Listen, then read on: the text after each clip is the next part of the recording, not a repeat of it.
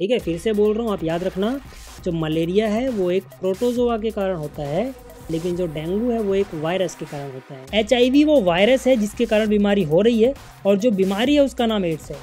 Hello, welcome in dear science. मैं हूं अरुण कुमार यादव, और आज इस वीडियो में हम देखने वाले हैं साइंस क्लास 8th का जो चैप्टर नंबर 2 है, माइक्रो ऑर्गेनिजम्स फ्रेंड एंड फो, इस पे बेस्ड कुछ MCQs।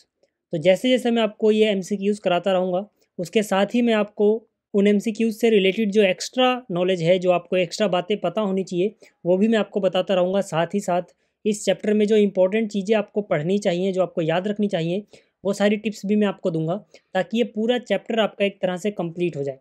ठीक है, तो यहाँ पे सिर्फ हम MCQ ही नहीं करेंगे, हम एक्स्ट्रा चीज़ें भी कुछ सीखने वाले हैं। और इसके अलावा अगर आप डियर साइंस को इंस्टाग्राम एंड फेसबुक पे फॉलो करना चाहते हैं, तो यहाँ पर ID है @dearscience.in।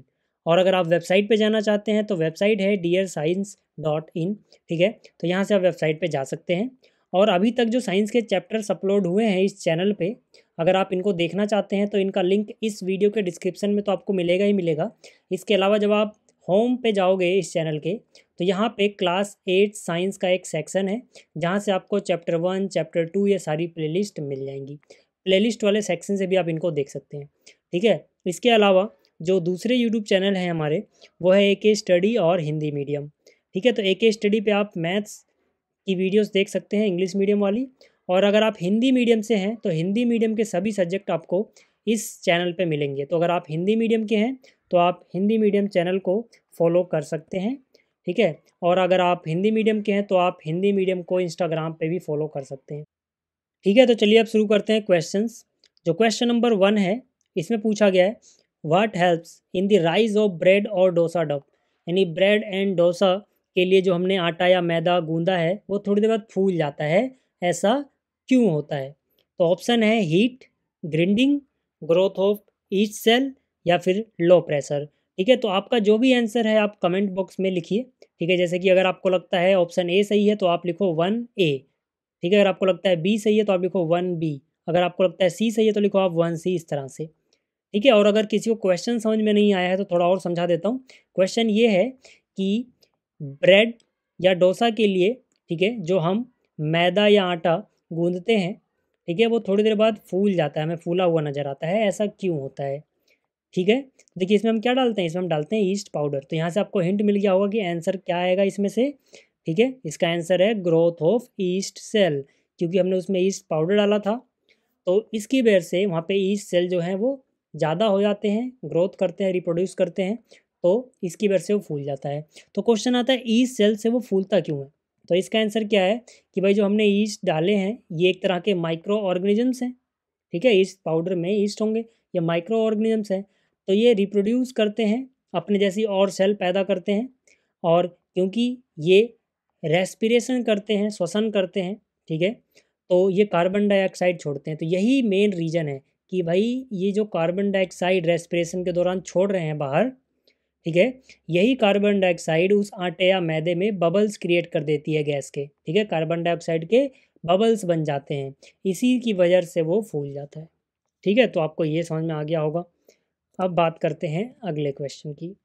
अगला क्वेश्चन यानी कि क्वेश्चन नंबर 2, इसमें बोला गया है the rod shaped bacteria are called. यानी कि ऐसे बैक्टीरिया जिनकी शेप रोड शेप होती है, रोड की तरह दिखते हैं जो, ठीक है, उनको हम क्या बोलते हैं? आपके पास यहाँ पे 4 ऑप्शन है, कौन सा सही है आप कमेंट बॉक्स में लिखिए। फिर से बोल रहा हूँ, अगर आपको लगता है A सही है तो 2A लिखो, अगर आपको लगता है B सही है तो 2B लिखो, इसी तरह से। तो देखो इसका आंसर देख लेते हैं हम। ठीक है, इसका आंसर क्या है? इसका आंसर है बैसिलस। यानी कि ऐसे बैक्टीरिया जिनकी शेप रोड शेप की होगी उनको हम बैसिलस बोलते हैं। ठीक है, अब देखो अगर आपको थोड़ी और एक्स्ट्रा नॉलेज चाहिए, जैसे कि मैंने कहा था कि हम सिर्फ यहाँ पे क्वेश्चन नहीं करने वाले, हम कुछ एक्स्ट्रा नॉलेज भी देखेंगे, तो आप इसको देखो। ठीक, कि भाई अलग अलग शेप के हिसाब से क्या क्या नाम होते हैं, आप ये याद कर लो। ठीक है, ज़रूरी तो नहीं है कि पेपर में हमेशा रोड शेप ही पूछे, हो सकता है आपसे पूछ ले स्फेरिकल होगा तो क्या बोलेंगे, कोमा शेप होगी तो क्या बोलेंगे, स्पाइरल होगा तो क्या बोलेंगे। तो इसलिए आपको कुछ एक्स्ट्रा नॉलेज भी यहाँ पर मिलेगी। ठीक है, तो ये वीडियो में आपको बहुत कुछ सीखने को मिलेगा। तो देखो अगर रोड शेप होते हैं बैक्टीरिया तो उनको हम बैसिलस बोलते हैं, जैसा कि इस क्वेश्चन में था। ठीक है, लेकिन अगर स्फेरिकल शेप होगी बैक्टीरिया की तो उनको हम बोलेंगे कॉकस। अगर कॉमा शेप होगी तो उनको हम बोलेंगे वाइब्रो। अगर स्पाइरल शेप होगी तो ऐसे बैक्टीरिया जिनकी शेप स्पाइरल होती है उसको नाम दिया जाता है स्पिरिलियम। ठीक है, तो ये कुछ एक्स्ट्रा बातें थी। ठीक है, अगर आप इनको याद रखते हो, ठीक है, तो हो सकता है कि इन पे क्वेश्चन पूछा जाए तो आप वहाँ पे आसानी से कर पाओ, क्योंकि ज़रूरी नहीं है कि पेपर में रोड शेप ही पूछेंगे। हो सकता है स्पेरिकल पूछ लें, कॉमा पूछ लें, स्पाइरल पूछ लें, कुछ भी पूछें। अगर आपको ये याद है तो फिर आप उस क्वेश्चन को आराम से अटेंड कर सकते हो। चलिए, ये क्वेश्चन भी आपको समझ में आ गया। क्वेश्चन नंबर 3 देखो, जो क्वेश्चन नंबर 3 है इसमें बोला गया है the disease caused by protozoa is, मतलब प्रोटोजोआ से होने वाली बीमारी इनमें से कौन सी है। ऑप्शन ए है ट्यूबरक्लोसिस, ऑप्शन बी है पोलियो, ऑप्शन सी है टाइफाइड, ऑप्शन डी है मलेरिया। तो इसमें से क्या आंसर आना चाहिए आप बताओ। ठीक है, कमेंट बॉक्स में वीडियो को पॉज कर दो। ठीक है, तो उम्मीद आपने अपना आंसर दे दिया होगा वीडियो को पॉज करके। अब आंसर देखते हैं इसका। इसका आंसर है मलेरिया। ठीक है, देखो जो मलेरिया नाम की बीमारी है ये एक प्रोटोजोआ से होती है। ठीक है, प्रोटोजोआ, ठीक है, टाइप है माइक्रो ऑर्गेनिजम्स का।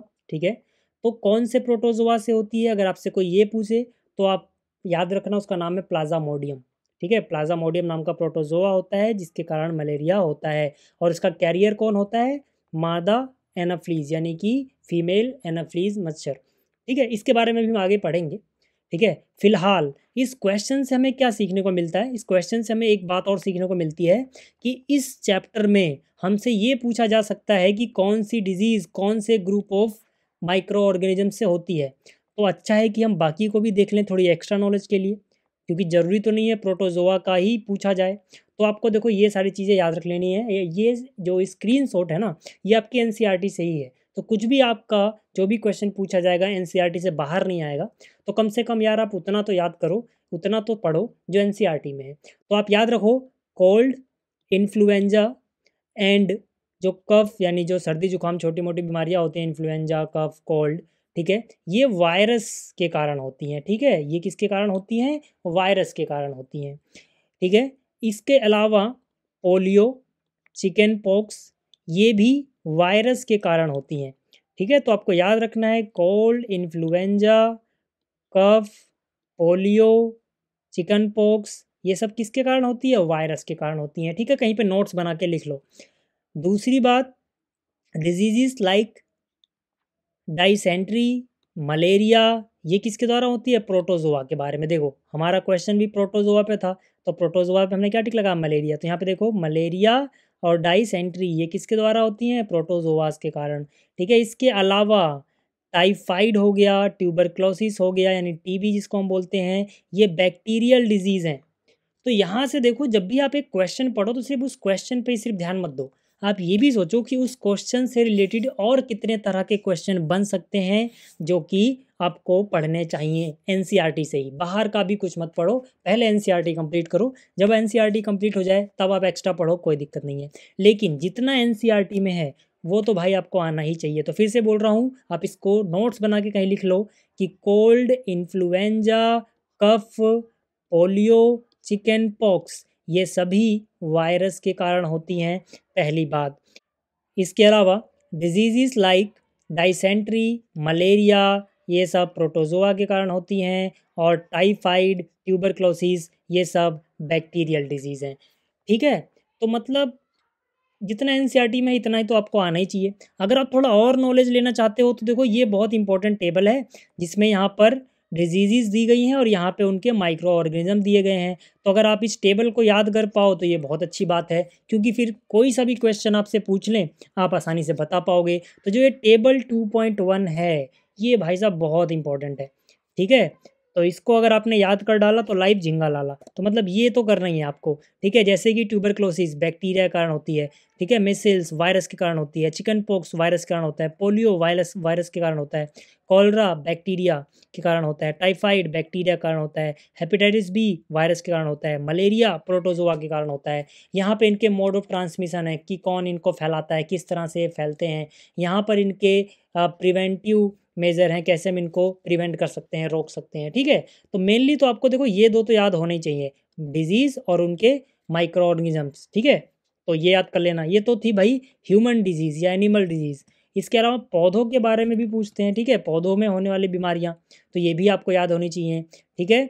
जैसे सिट्रस कैंकर, ये प्लांट्स में होने वाली एक डिजीज़ है, बैक्टीरिया के कारण होती है। रस्ट ऑफ व्हीट प्लांट में होने वाली डिजीज़ है, ठीक है, जिसमें जो गेहूं के पत्ते हैं उनमें से पीले पीले धब्बे पड़ जाते हैं, ठीक है, ये फंजाई के कारण होती है।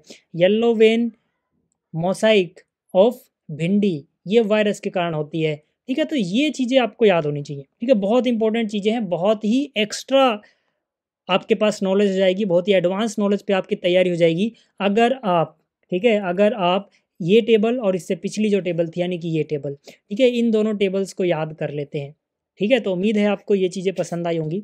चलिए अब अगला क्वेश्चन देखते हैं। अगला क्वेश्चन क्या है, question number 4, which bacteria helps in settling of curd, दही के जमने में कौन सा बैक्टीरिया मदद करता है। बहुत ही फेमस क्वेश्चन है, बहुत ही इंपॉर्टेंट क्वेश्चन है, बार बार पूछा जाता है, तो ये तो आपको पक्का याद होना ही चाहिए, ठीक है। तो इसका आंसर है, सिंपल सी बात है, लैक्टोबैसिलस नाम का बैक्टीरिया होता है जो कि दही के जमने में मदद करता है, ठीक है।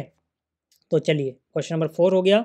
क्वेश्चन नंबर 5 की बात करते हैं। क्वेश्चन नंबर 5 है, which of the following disease is spread due to bacteria. अभी हमने देखा था बैक्टीरिया से ट्यूबरक्लोसिस हो रहा था थोड़ी देर पहले, है ना। तो यहाँ पे इन जो ऑप्शन है इसमें से कौन आएगा, ट्यूबरक्लोसिस, ठीक है। तो सही आंसर है ए, ठीक है। आप कमेंट में यार लिखते चलना, जब मैं क्वेश्चन पूछता हूँ तो आप वीडियो को पॉज करो और फिर सोचो कि क्या आपको वो आता है। अगर आपको आता है तो आप उसका ना आंसर कमेंट बॉक्स में लिखिए, ठीक है। इससे क्या होता है कि मुझे जब कमेंट में आपके आंसर मिलते हैं तो मुझे एक तरह से ना सेटिस्फेक्शन रहता है कि बच्चे पार्टिसिपेट कर रहे हैं। तो जो मैं यहाँ पर इतनी मेहनत से वीडियो बना रहा हूँ, ठीक है, वो वेस्ट नहीं हो रहा, तो मुझे कुछ ऐसा लगता है। तो इसलिए आप क्या करो, जो भी आपको आंसर सही लग रहा है आप उसका आंसर कमेंट्स में लिख सकते हैं। तो अब अगला क्वेश्चन देखते हैं।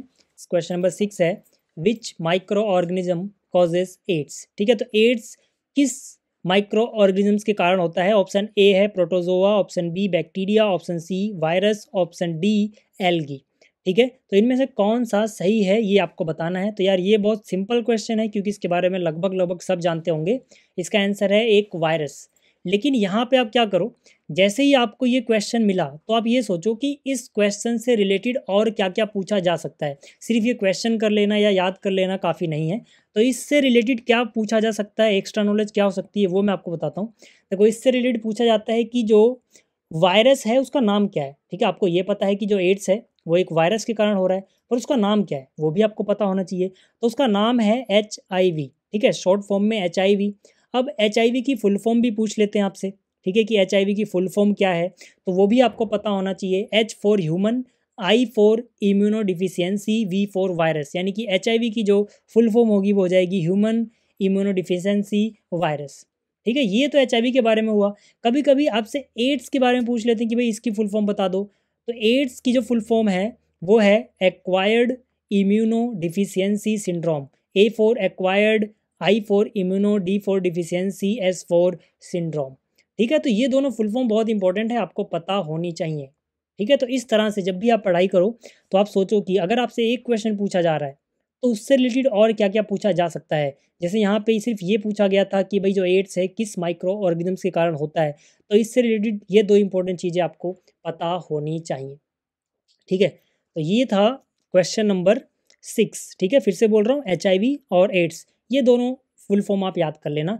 HIV वो वायरस है जिसके कारण बीमारी हो रही है और जो बीमारी है उसका नाम एड्स है। फिर से बोल रहा हूँ, बहुत से लोगों को कन्फ्यूजन रहती है, ठीक है, कि ये क्या है। देखो जो एड्स है ये वो बीमारी है, ठीक है, जो हो रही है, और जो HIV है ये वायरस है जिसके कारण बीमारी हो रही है, ठीक है। तो HIV वायरस का नाम है और एड्स बीमारी का नाम है। तो ये था क्वेश्चन नंबर 6। अब बात करते हैं क्वेश्चन नंबर 7 की। क्वेश्चन नंबर 7 है, which of the following is not used as food preservative. मतलब कि जो आपके पास ये ऑप्शन है इनमें से कौन सा जो चीज़ है वो फूड प्रिजर्वेटिव की तरह यूज नहीं होता है। याद रखना, इसमें बोला गया नॉट यूज्ड। फूड प्रिजर्वेटिव क्या होते हैं, मतलब जो फूड को बहुत टाइम तक ख़राब होने से बचाते हैं, ठीक है। जैसे कि यहाँ पे सॉल्ट जो है, आप देखते होंगे कि आम के अचार वगैरह में सॉल्ट हम डालते हैं तो उससे वो बहुत टाइम तक ख़राब नहीं होता है, ठीक है। शुगर भी आपने देखा होगा, जेलीस हो गई या फिर मीठे मुरब्बे हो गए, उसमें डलता है तो वो बहुत टाइम तक ख़राब नहीं होते हैं। विनेगर भी देखा होगा आपने, सिरका वगैरह खाया होगा, ठीक है। तो मतलब ये तीनों तो फूड प्रिजर्वेटिव हैं। मीथेन फूड प्रिजर्वेटिव नहीं है, हमें बताना है क्या नहीं है। तो इसका सही आंसर क्या होगा? इसका सही आंसर होगा ऑप्शन डी यानी कि मीथेन। ठीक है, तो चलिए आप क्वेश्चन नंबर 8 की बात कर लें। देखो जो क्वेश्चन नंबर 8 है, इसमें हमसे बोला गया है the process by which amount of nitrogen remains the same in the atmosphere is known as. मतलब कि वो प्रोसेस का नाम बताओ जिसके कारण जो नाइट्रोजन का अमाउंट है एटमॉस्फेयर में वो सेम रहता है। आप लोग जानते हैं कि हमारे एटमॉस्फेयर में नाइट्रोजन लगभग 78% होती है। ठीक है, तो ये अमाउंट हमेशा सेम रहता है। ठीक है, ऐसा कैसे होता है? हमारे पास ऑप्शन है, option A fermentation, option B carbon cycle, option C nitrogen cycle, option D photosynthesis. तो आप लोग जानते हैं कि जो नाइट्रोजन साइकिल है ये इसका करेक्ट आंसर है। नाइट्रोजन साइकिल की वजह से एटमॉस्फेयर में जो अमाउंट है नाइट्रोजन का वो सेम रहता है। ठीक है, ये क्या होता है नाइट्रोजन साइकिल, ये मैंने आपको डिटेल में पढ़ाया था। ठीक है, जब मैंने आपको ये चैप्टर पढ़ाया था। तो यहाँ पर मैं हल्का सा बताता हूँ, अगर आपको डिटेल में देखना है तो आप वो वीडियो देख लेना, अभी मैं डिटेल में नहीं जा रहा। सिंपल सा आप समझो, नाइट्रोजन साइकिल का मतलब है कि जो हमारे पास एटमॉस्फेरिक नाइट्रोजन है वो अलग अलग जगह यूज़ होती हुई अलग अलग रूपों में कन्वर्ट होती हुई वापस से फिर उसी फॉर्म में आ जाती है। तो मतलब एक साइकिल बन जाता है, नाइट्रोजन जिस फॉर्म में थी उसी फॉर्म में दोबारा आ गई। ठीक है, पूरा अगर आपको डिटेल में पढ़ना है तो आप वो वीडियो देख लेना, आपको एकदम अच्छे से समझ में आ जाएगा। फिलहाल क्योंकि मैं ये सब कुछ पढ़ा चुका हूँ तो ये मैं डिटेल में नहीं जा रहा। फिलहाल इस बात का आंसर जो है, इस क्वेश्चन का आंसर जो है वो है नाइट्रोजन साइकिल। तो ये था क्वेश्चन नंबर 8। अब बात करते हैं क्वेश्चन नंबर 9 की। इस क्वेश्चन में बोला गया है micro organisms are also known as. Micro organisms को और क्या कहते हैं? आप अपना आंसर कमेंट्स में लिख सकते हैं। ऑप्शन है, option A yeast, option B microbes, option C viruses, option D amoeba. ठीक है, तो यहाँ पे आपको पता होना चाहिए कि जो माइक्रो ऑर्गेनिजम्स हैं इनको हम माइक्रोब्स भी बोलते हैं। तो मतलब यहाँ पर ऑप्शन बी सही होगा। अगला क्वेश्चन, क्वेश्चन नंबर 10 क्या बोला गया है? Micro organisms that causes disease are also known as. मतलब वो माइक्रो ऑर्गेनिजम्स का क्या नाम होता है जो बीमारियां फैलाते हैं? ऑप्शन ए है pathogens, option B fungi, option C antigen, option D microbes. तो इसका आंसर भी आपको कमेंट में देना है वीडियो पॉज करके। ठीक है, तो यहाँ पर अब इसका आंसर देख लेते हैं। उम्मीद है आपने वीडियो पॉज करके आंसर दे दिया होगा। तो इसका आंसर है पैथोजेंस। ठीक है, तो मतलब कि बीमारी फैलाने वाले माइक्रो ऑर्गेनिजम्स को हम पैथोजन बोलते हैं। तो ये क्या है? बीमारी फैलाने वाले। इससे पीछे हमने देखा था माइक्रोब्स। ठीक है, इससे पीछे देखो हमने क्या देखा था? माइक्रो ऑर्गेनिजम्स का नाम, मतलब सिर्फ माइक्रो ऑर्गेनिज्म पूछा गया था तब माइक्रोब्स था। ठीक है, लेकिन यहाँ पर क्या पूछा गया है? बीमारी फैलाने वाले। ठीक है ना, जो डिजीज़ कॉज करते हैं, तब हम क्या बोलेंगे उनको? पैथोजेंस। तो उम्मीद है आपको ये समझ में आया होगा। अब अगला क्वेश्चन देखो। अगला क्वेश्चन है east is used in the production of. ठीक है, किस चीज़ के प्रोडक्शन में ईस्ट का यूज़ किया जाता है? Option A sugar, option B alcohol, option C hydrochloric acid, option D oxygen. ठीक है, तो इसका आंसर भी आप कमेंट में लिख सकते हैं। इसका सही आंसर है अल्कोहल। ईस्ट का यूज़ अल्कोहल बनाने में किया जाता है। कैसे किया जाता है अभी हम थोड़ा आगे आने वाले क्वेश्चन में देखेंगे, उस प्रोसेस का क्या नाम है वो भी हम देखेंगे। ठीक है, चलिए क्वेश्चन 12 है the following is an antibiotic. मतलब इनमें से कौन सा एक एंटीबायोटिक है? Option A sodium bicarbonate, option B streptomycin, option C alcohol, option D yeast. तो इसका सही आंसर क्या है? इसका सही आंसर है स्ट्रेप्टोमाइसिन। ये क्या है? ये एक एंटीबायोटिक है। एंटीबायोटिक क्या होती हैं? एंटीबायोटिक वो मेडिसिन्स होती हैं जो बैक्टीरिया की ग्रोथ को या तो रोक देती हैं या फिर स्लो कर देती हैं। ठीक है, मतलब या तो बैक्टीरिया वगैरह को जिनसे वो फैल रहा है बीमारी उनको मार देंगी या उनकी ग्रोथ को स्लो कर देंगी। ठीक, तो अब बात करते हैं अगले क्वेश्चन की। अगला क्वेश्चन यानी क्वेश्चन नंबर 13 है। तो देखो जो ये क्वेश्चन है इसमें बोला गया carrier of malaria causing protozoa is. तो आप लोग जानते हैं कि जो मलेरिया होता है ये एक प्रोटोजोआ के कारण होता है। इस प्रोटोजोआ का नाम होता है प्लाज्मोडियम। होता तो ये प्लाज्मोडियम से ही है, लेकिन प्लाज्मोडियम को हमारी बॉडी तक पहुंचाता कौन है? मतलब उसका कैरियर कौन है? इस प्रोटोजोआ को हमारी बॉडी तक कैरी कैसे किया जाता है?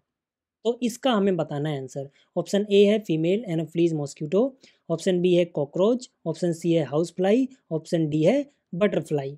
तो इसका क्या सही आंसर है आप कमेंट में लिख सकते हैं वीडियो पॉज करके। तो चलिए अब इसका आंसर देखते हैं। इसका आंसर है फीमेल एनाफ्लीज मॉस्क्यूटो। ठीक है, तो सही आंसर क्या हो गया? Option A. थोड़ा और डिटेल में जानते हैं इसके बारे में और इससे रिलेटेड और क्या पूछा जा सकता है। देखो ये क्या है, ये एक मच्छर है यानी मॉस्क्यूटो है, जो कि है फीमेल एनाफ्लीज मॉस्क्यूटो। ठीक है, तो जब ये हमें काटता है तो इसके डंक में ये प्रोटोजोआ प्लाज्मोडियम जो है, ठीक है, प्रोटोजोआ का नाम क्या है? प्लाज्मोडियम, वो पाया जाता है। तो जब ये हमें काटता है तो हमारे ब्लड में वो आ जाता है, जिससे हमें मलेरिया हो जाता है। ठीक है, तो आपको याद रखना है कि जो फीमेल एनाफ्लीज मॉस्क्यूटो है, ठीक है, वो ये प्रोटोजोआ का कैरियर है, मतलब हमारी बॉडी तक ये पहुंचाता है। ठीक, इसी तरह से इससे रिलेटेड क्या चीज़ पूछी जा सकती है? डेंगू के बारे में पूछा सकता है। हो सकता है क्वेश्चन आपको जो एग्जाम में मिले वो मलेरिया के बारे में ना डेंगू के बारे में पूछ लें। तो आपको डेंगू के बारे में पता होना चाहिए कि जो फीमेल एडीज मॉस्क्यूटो होता है, ये डेंगू का कैरियर है। किसका कैरियर है? डेंगू का। और ये डेंगू वायरस का कैरियर है। मतलब जो डेंगू होता है वो एक वायरस के कारण होता है, लेकिन जो मलेरिया होता है वो एक प्रोटोजोआ के कारण होता है। ठीक है, फिर से बोल रहा हूँ, आप याद रखना, जो मलेरिया है वो एक प्रोटोजोआ के कारण होता है, लेकिन जो डेंगू है वो एक वायरस के कारण होता है। मलेरिया के जो प्रोटोजोआ है उसका कैरियर होता है फीमेल एनोफ्लीज मॉस्क्यूटो, लेकिन जो डेंगू के वायरस का कैरियर होता है वो होता है फीमेल एडीज मॉस्क्यूटो। ठीक है, दोनों बातें आपको क्लियर होनी चाहिए। अगला क्वेश्चन देखते हैं। अगला क्वेश्चन है the most common carrier of communicable disease is. ठीक है, जो कम्युनिकेबल डिजीज होती हैं इनका मोस्ट कॉमन कैरियर क्या है? ठीक है, ऑप्शन ए है एंट, ऑप्शन बी है हाउस फ्लाई, ऑप्शन सी है ड्रैगन फ्लाई, ऑप्शन डी है स्पाइडर। तो इसका सही आंसर क्या है? इसका सही आंसर है हाउस फ्लाई। ठीक है, जब भी ये किसी गंदगी पे बैठती हैं तो इसके पैरों में वो गंदगी चिपक जाती है या वो बैक्टीरिया वगैरह चिपक जाते हैं, और जब ये दूसरी जगह बैठती है तो वहाँ तक उनका ट्रांसफ़र हो जाता है। तो इस तरह से ये बहुत सी बीमारियाँ फैलाती हैं। तो सबसे कॉमन जो कैरियर है कम्युनिकेबल डिजीज़ का वो है हाउस फ्लाई। ठीक, अब आगे देखते हैं अगला question, question number 15। Question number 15 है the process of conversion of sugar into alcohol is called. थोड़ी देर पहले मैंने आपसे कहा था, ठीक है, कि भाई जो ईस्ट है उसका यूज़ किया था अल्कोहल बनाने में। इसको हम आगे थोड़ा और डिटेल में पढ़ेंगे। तो उसी से रिलेटेड ये क्वेश्चन है। यहाँ पे बोला गया है कि भाई जो प्रोसेस होती है शुगर को अल्कोहल में कन्वर्ट करने की, उसे हम क्या कहते हैं? ठीक है, तो उसको हम कहते हैं फर्मेंटेशन। ठीक है, और फर्मेंटेशन किसने डिस्कवर किया था? लुइस पाश्चर ने डिस्कवर किया था फर्मेंटेशन 1857 में, यानी कि 1857 में। ये भी आपको पता होने चाहिए। ठीक है, तो मतलब कि शुगर को किस में कन्वर्ट कर दिया गया? अल्कोहल में। इस प्रोसेस को क्या बोलते हैं? फर्मेंटेशन। किसकी मदद से किया था ये? ईस्ट की मदद से। किसने डिस्कवर किया था इसे? लुइस पाश्चर ने। कब डिस्कवर किया था? 1857 में। ये सारी बातें आपको याद होनी चाहिए, कुछ भी क्वेश्चन में पूछ सकते हैं। ठीक है, तो अब आगे चलते हैं। अब देखो, जैसे कि यहाँ पे हमने देखा पिछले क्वेश्चन में, ठीक है, कि किसने क्या डिस्कवर किया, इसी तरह से इस चैप्टर में कुछ डिस्कवरीज और उनके साइंटिस्ट हैं जो मुझे लगता है कि काफ़ी इंपॉर्टेंट चीज़ है, आपको पता होनी चाहिए, आपको याद होनी चाहिए, ताकि अगर क्वेश्चन उससे रिलेटेड आए तो आप वो कर सको। जैसे कि मैंने वीडियो के शुरू में ही कहा था, हम यहाँ पे सिर्फ क्वेश्चन नहीं सीख रहे, ठीक है, उनसे रिलेटेड बहुत सी बातें सीखेंगे जिससे आपकी नॉलेज एडवांस लेवल तक हो जाएगी। ठीक है, ताकि आपसे कोई भी क्वेश्चन पूछें आप आराम से कर सको। तो यहाँ पर एक तो हमने अभी देखा, लुइस पाश्चर ने डिस्कवर किया था फर्मेंटेशन 1857 में। इसके अलावा एक और डिस्कवरी है लुइस पाश्चर की जो इसी चैप्टर में दी गई है। ठीक है, पेस्चुराइजेशन भी इन्होंने ही डिस्कवर किया था। किसने डिस्कवर किया था? लुइस पाश्चर ने। क्या होता है पेस्चुराइजेशन? ठीक है, देखो, जो हमारे पास मिल्क है अगर हम उसको हीट करते हैं about 70 degree Celsius for 15 to 30 seconds, ठीक है, मतलब जो दूध है उसको गर्म करेगा 70 डिग्री सेल्सियस के आसपास 15 से 30 सेकेंड के लिए, तब वो जो दूध है उसके अंदर जो हार्मफुल माइक्रोब्स होते हैं छोटे मोटे, ठीक है, वो मर जाते हैं, जिसकी वजह से वो दूध जल्दी ख़राब नहीं होता। और इसी प्रोसेस को बोलते हैं पेस्चुराइजेशन। मतलब पेस्चुराइजेशन जो है वो दूध को ख़राब होने से बचाता है, लंबे टाइम तक दूध सही रहता है। ठीक है, इसको कैसे किया जाता है फिर से सुन लो। जो दूध है उसको हीट किया जाता है 70 डिग्री सेल्सियस के आसपास 15 से 30 सेकेंड के लिए। ठीक है। और इसकी खोज किसने की थी? लुइस पास्चर ने की थी। तो लुइस पास्चर की 2 डिस्कवरी हमने इस चैप्टर में पढ़ी है। पहला है फर्मेंटेशन, दूसरा है पेस्चुराइजेशन। ठीक है, तो ये दोनों आप याद रखना। इसके अलावा, ठीक है, इसके अलावा रॉबर्ट कॉच, जिन्होंने 1876 में, ठीक है, एक डिजीज़ होती है एंथ्रेक्स, ठीक है, इसके लिए बैक्टीरियम डिस्कवर किया था, बेसिलस एंथ्रेसिस। ठीक है, तो ये भी आप याद रखना कि रॉबर्ट कॉच ने 1876 में डिस्कवर किया था बैक्टीरियम जिसका नाम है बेसिलस एंथ्रेसिस। ठीक है, जो कि क्या फैलाता है? एंथ्रेक्स नाम की एक डिजीज़ फैलाता है। ठीक है, इसके अलावा एक और आपको डिस्कवरी याद रखनी है। ये सारी डिस्कवरीज मैंने आपके इस चैप्टर से ली है, कुछ भी बाहर से नहीं लिया। ठीक है ना। एडवर्ड जेनर ने डिस्कवर किया था वैक्सीन फॉर स्मॉल पॉक्स। कब किया था? 1798 में। तो ये सारी बातें आपको याद रखनी है, हो सकता है इनमें से कुछ पूछ लें। ठीक है, तो इस वीडियो का यहीं पे अंत करते हैं। फिर से बोल रहा हूँ, अगर आप हमें फॉलो करना चाहते हैं इंस्टाग्राम पे, फेसबुक पे, तो ये हमारी फेसबुक एंड इंस्टाग्राम आईडी है। और दूसरे यूट्यूब चैनल भी यहाँ से आप देख सकते हैं। और साइंस की बाकी वीडियोस देखने के लिए आप प्लेलिस्ट वाले सेक्शन में विजिट कर सकते हैं, या फिर यहाँ पे जा सकते हैं जहाँ पे आपको चैप्टर वाइज प्लेलिस्ट मिल जाएंगी, आप वहाँ से देख सकते हैं। तो इस वीडियो को देखने के लिए थैंक्स। जल्दी मिलेंगे अगली वीडियो में।